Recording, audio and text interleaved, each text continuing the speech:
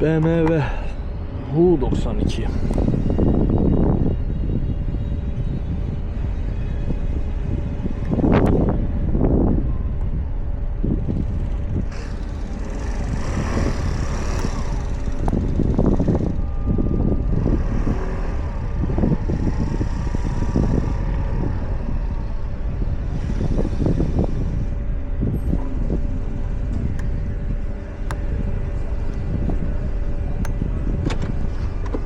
Okey.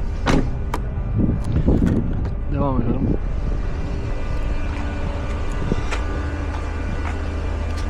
Fiat Linea.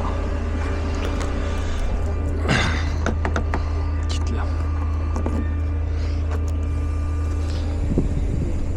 Şimdi neden bunu sürekli bu şekilde açmanın ne kadar doğru olduğunu söylüyoruz? Çünkü bu şekilde açılan arabanızın kapısına herhangi bir zarar vermiyoruz. Olması gerektiği gibi maymuncukla açılıyor. Şimdi sadece anahtarlı modellerde değil, mesela benim Clio'da kartlı sistem. Ama atıyorum anahtarı kayboldu, bir şey oldu, kapının açılması lazım. Bunu da yine maymuncukla açıyoruz.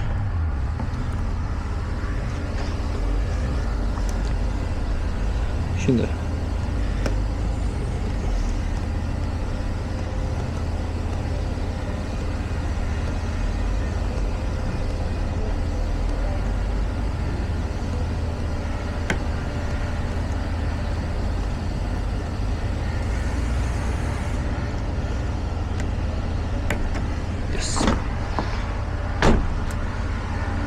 marka, model fark etmez. Açarız.